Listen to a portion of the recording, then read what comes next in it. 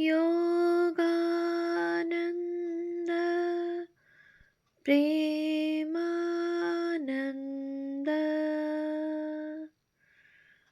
श्चान्ये बोह्ये च पार्षदाः। रामकृष्ण गत प्राण सर्वांस्तान् प्रणमाम्यहम्।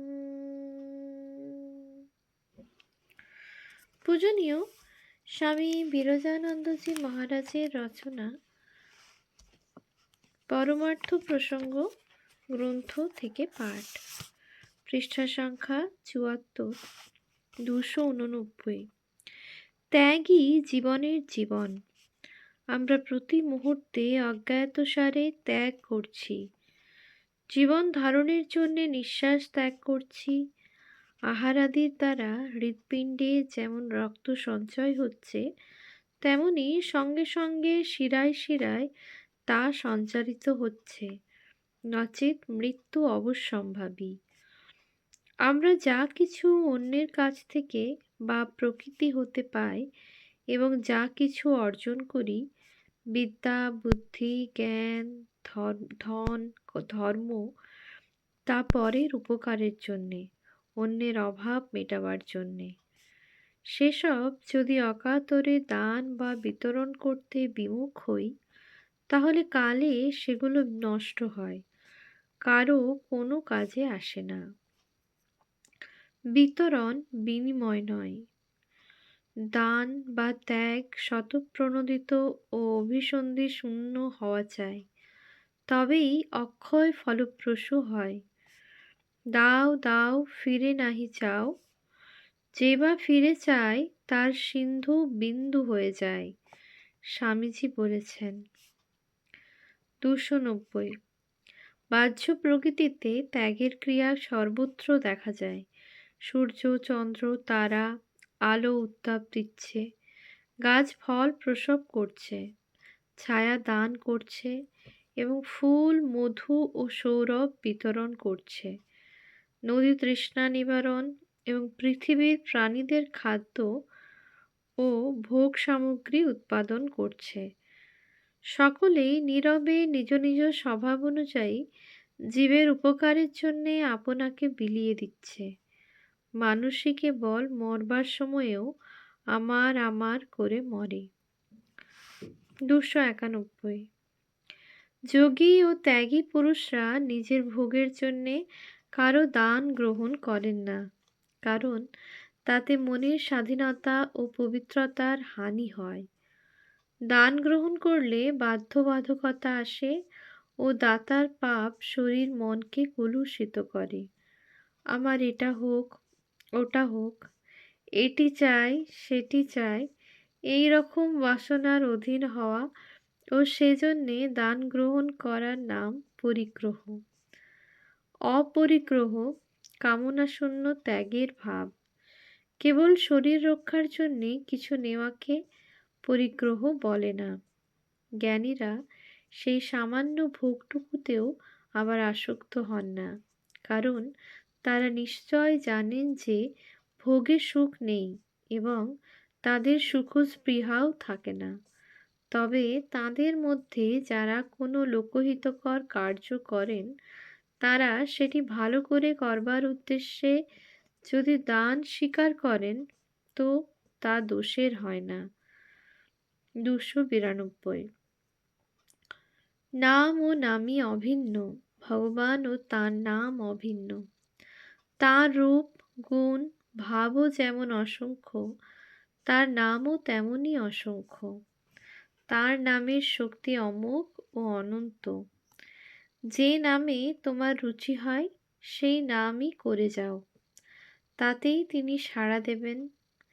কেবল তাঁর নাম জপেই সকল অভীষ্ট পূর্ণ হতে পারে এবং তাকে লাভ করা যেতে পারে। জপাত সিদ্ধি।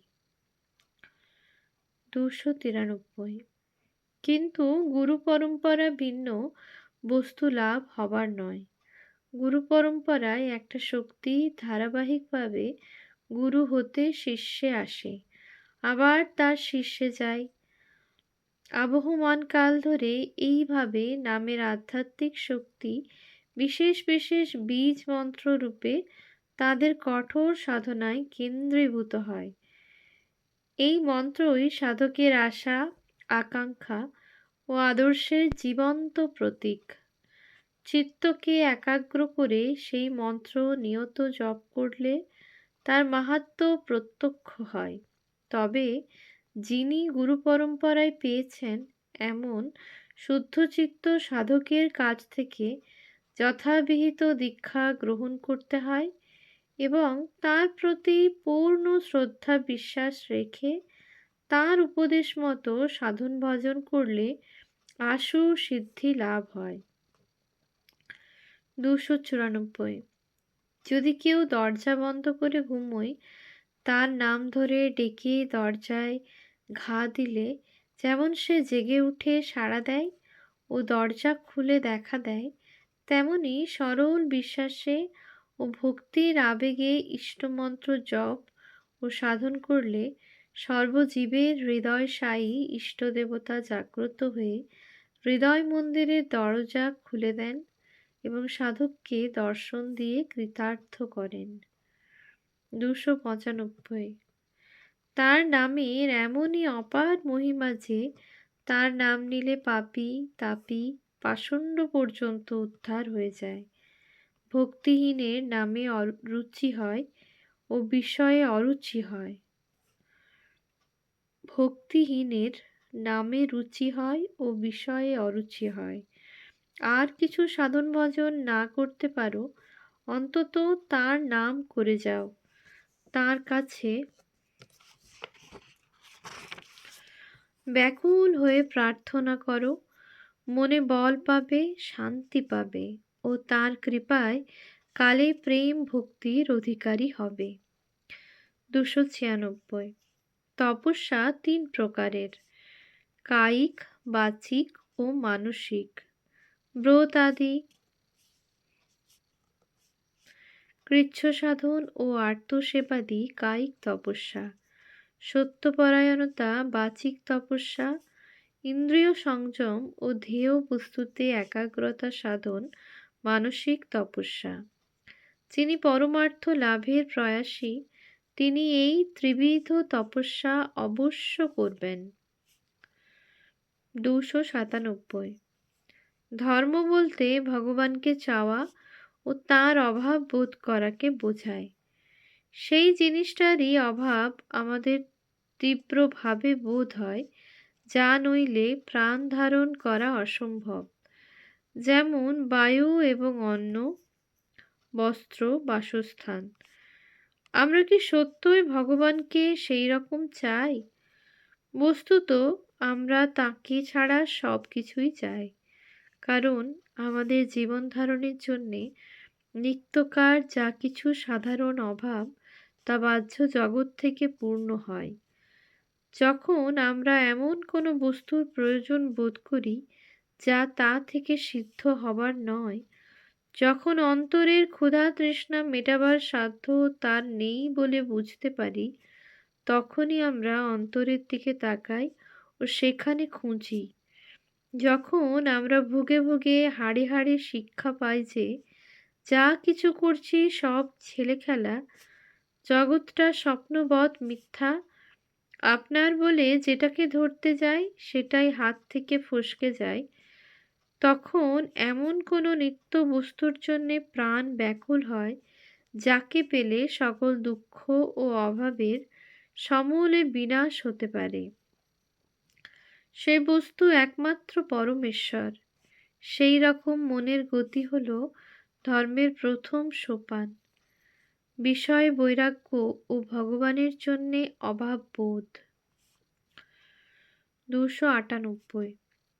শ্রীমদ্ ভাগবতে সর্বনাশের কারণ স্বরূপ অধর্মের বংশপরম্পরা এই রকম বলা হয়েছে। অধর্মের স্ত্রী হল মিথ্যা। তাদের দম্ভ নামে এক পুত্র ও মায়া নামে এক কন্যা হয়। তারা পরস্পরকে বিবাহ করে এবং তাদের লোভ নামে এক পুত্র ও শঠতা নামে এক কন্যা হয়। এদের সম্মিলনে ক্রোধ ও হিংসা উৎপন্ন হয়। কলি তাদের পুত্র এবং দুরুক্তি কন্যা। কলি এই দুরুক্তির গর্ভে ভীতি নামে এক কন্যা ও মৃত্যু নামে এক পুত্র উৎপাদন করে। যাতনা ও নরক তাদেরই সন্তান। 299। আর চতুর্বর্গ লাভের কারণ ধর্মের পরিবারবর্গ এই রকম: শ্রদ্ধা, মৈত্রী, দয়া, শান্তি, তুষ্টি, পুষ্টি, ক্রিয়া, উন্নতি, বুদ্ধি, মেধা, তিতিক্ষা, লজ্জা ও মূর্তি। এই 13 জন ভগিনী হচ্ছে ধর্মের পত্নী। তার মধ্যে শ্রদ্ধা, সত্য, মৈত্রী, প্রসাদ, দয়া, অভয়, শান্তি, সম, তুষ্টি, হর্ষ, পুষ্টি, গর্ব, ক্রিয়া, যোগ, উন্নতি, দর্প, বুদ্ধি, অর্থ, মেধা, স্মৃতি, তিতিক্ষা, মঙ্গল এবং লজ্জা বিনয় নামে পুত্রকে প্রসব করেন। আর সকল পুণ্যের উৎপত্তির স্বরূপা ধর্মের কনিষ্ঠা স্ত্রী মূর্তি ঐশী শক্তিভূত নর ও নারায়ণ ঋষিকে প্রসব করেন। 300। মস্তিষ্কে ও হৃদয়ে দ্বন্দ্ব বাঁধলে হৃদয়ের কথাই শুনবে। মস্তিষ্ক হচ্ছে বুদ্ধিবৃত্তির জ্ঞানেন্দ্রিয়ের প্রধান কেন্দ্র। সব বিষয়ের জ্ঞান লাভ করবার উপযুক্ত মানসিক শক্তি আমরা তা হতেই পাই। হৃদয় হচ্ছে মর্মস্পর্শী সমস্ত ভাব, আবেগ ও অনুভূতির কেন্দ্র। মস্তিষ্কবান লোক নানা শাস্ত্র, বিদ্যা ও বিজ্ঞানে পারদর্শী। পণ্ডিত, উপদেষ্টা, তীক্ষ্ণ বুদ্ধি, কৌশলী ও নানা বিষয়ে দক্ষ হন। হৃদয়বান লোক দয়া, উদারতা, পরদুঃখে সহানুভূতি, সর্বজীবে প্রেম প্রভৃতি সদ্গুণে ভূষিত হন। হৃদয়ই মানুষকে সর্বোচ্চ ভাবের প্রেরণা দেয় ও আত্মানুভূতির রাজ্যে নিয়ে যায়, যেখানে বুদ্ধি বিচারের প্রবেশের অধিকার নেই। বিদ্বান ব্যক্তি স্বার্থপর, নিষ্ঠুর ও জঘন্য প্রকৃতির হতে পারে, কিন্তু হৃদয়বান ব্যক্তি প্রাণ গেলেও কখনো সেরকম স্বভাবের হতে পারে না। 301। যত রকমে পারো হৃদয় বৃত্তির অনুশীলন করবে। হৃদয়ই প্রেম গঙ্গার গোমুখী। হৃদয়ের মধ্যে দিয়েই ভগবত বাণী শোনা যায়। হৃদয় কন্দরেই তিনি দর্শন দেন। তাকে পেতে হলে, জ্ঞান ভক্তি মোক্ষ লাভ করতে হলে শাস্ত্রজ্ঞান বা বিদ্যাশিক্ষার প্রয়োজন নেই। বই পড়ে চরিত্র গঠন বা মানুষ তৈরি হয় না। পণ্ডিত মূর্খই জন্মায়, গ্রন্থ নয়, গ্রন্থি, গেরো, বন্ধন ঠাকুর বলতেন। 302। বিশেষত আধুনিক বিদ্যাশিক্ষা তো জগা খিচুড়ি, অনেক স্থলেই মানসিক অজীর্ণতা আনে।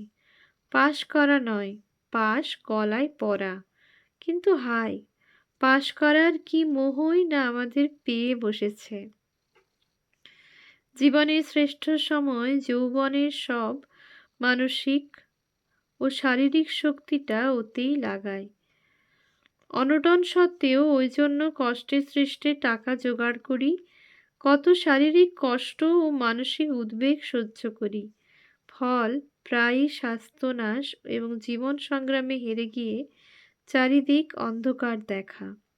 তার উপর যদি বাল্যবিবাহের ফলে স্ত্রী পুত্রকন্যাদের ভরণ পোষণও করতে হয়, তো সোনায় সোহাগা। বিশ্ববিদ্যালয়কে যে গোলামখানা বলা হয়েছে তা মিথ্যা নয়। স্কুল কলেজের শিক্ষা যা দাঁড়িয়েছে তা অর্থকরীও নয়, কার্যকরীও নয়। অনর্থকারী, আত্মঘাতী, নৈতিক মেরুদণ্ডহীন, ধর্মে শ্রদ্ধাহীন, বিজাতীয় ভাবাপন্ন, জ্যান্তে মরা তথাকথিত শিক্ষিতদের মধ্যেই বেশিরভাগকে দেখা যায়। নেহাত শুভ সংস্কার যাদের, তারাই বেঁচে ওঠে। ওম শান্তি শান্তি শান্তি। হরি ওম তৎসৎ। শ্রীরামকৃষ্ণার্পণমস্তু।